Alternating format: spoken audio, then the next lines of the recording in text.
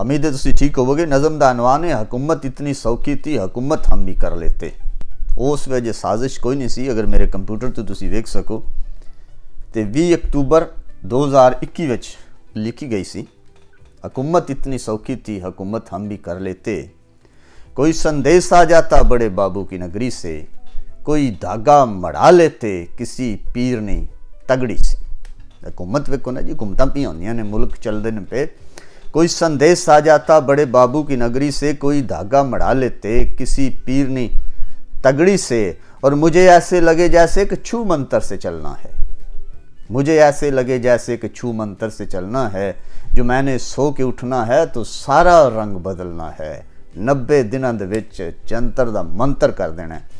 मुझे ऐसे लगे जैसे कि छू मंतर से चलना है, जो मैंने सो के उठना है तो सारा रंग बदलना है। और मेरे मजदूर के हाथों में कंगन छन छनाने हैं, सोने दे कंगन। मजदूरां इत्थे आ जाना कि बाहरले मुल्कों गोरियां भी आके साडे मुल्क च काम करने ने। उन्हें इस तरह रिप्रजेंट किया कि मेरे मजदूर के हाथों में कंगन छन छनाने हैं, मेरे किसान के खेतों ने सोना सा उगलना है। मजदूर ते किसानां दे विच लहरां ते बहरां हो जानियां ने, चुक लेना सा मुल्क नूं तां। और मेरे मजदूर के हाथों में कंगन छन छनाने हैं, मेरे किसान के खेतों ने सोना सा उगलना है। और मुझे फीते पे फीता काटना है नए खजानों का। वाह, मुझे फीते पे फीता काटना है नए खजानों का। पाकिस्तान दे विच क्या सी ना, मिनरल्स नाल, रिसोर्सिस नाल, खजानियां नाल भरिया पिया है, फीते कटने सा ना। मुझे फीते पे फीता काटना है नए खजानों का। ज़ाती कारोबार होना है मेरे सब नौजवानों का। 1 करोड़ नौकरियां। मुझे फीते पे फीता काटना है नए खजानों का। ज़ाती कारोबार होना है मेरे सब नौजवानों का। हुकूमत इतनी सौखी थी, हुकूमत हम भी कर लेते।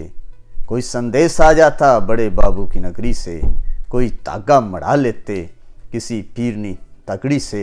हमें जहांगीर मिल जाता, कुरैशी पीर मिल जाता। 2 बंदियां दे सिरे ते।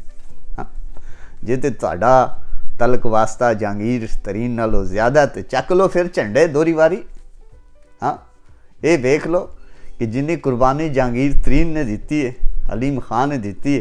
जे तुहाडे च भी इन्नी हिम्मत और जुरत है तो तुसी फिर जे उन्हां नालों साखे जिहड़े अपने आप दे नहीं अजमत, कदों किसी दे वो गम खार होंदे। हाँ, ये तो भी मैं व्लॉग बनावांगा। हमें जहांगीर मिल जाता, कुरैशी पीर मिल जाता। बस 1 2 4 चाहिए थे जो डड्डू टैं टैं करते। खुशामदियां दा टोला अगे पिछे रहा। कुछ MNAs ते MNAs MPs ऐसे ने जिन्हां 3-4 सालों दे विच मुलाकात दा शर्फ भी हासिल नहीं होया। वो अगले दिन पे उन्होंने फरमाया, ये तो फरमाने थोड़ी पहुँचे सन, उन्होंने फरमाया। वो की वो दाड़ी वाले का नाम है, बड़ा चंगा मैनूं भी लगता, गलबात सही करता। उन्होंने फरमाया, हाँ ये फरमाने थोड़ी ना जाओ, अपने हालात वेखो, अपने माँ बार आना बच्चों का ख्याल रखा करो, अपनी कोई नौकरियां उत्थे पाकिस्तान दे विच कड्डो लभो।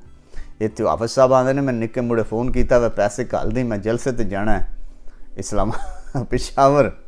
जो पेशावरों को पेट्रोल पवा के जाना ना, फिर अल्लाह ही तुहाडा वारिस है।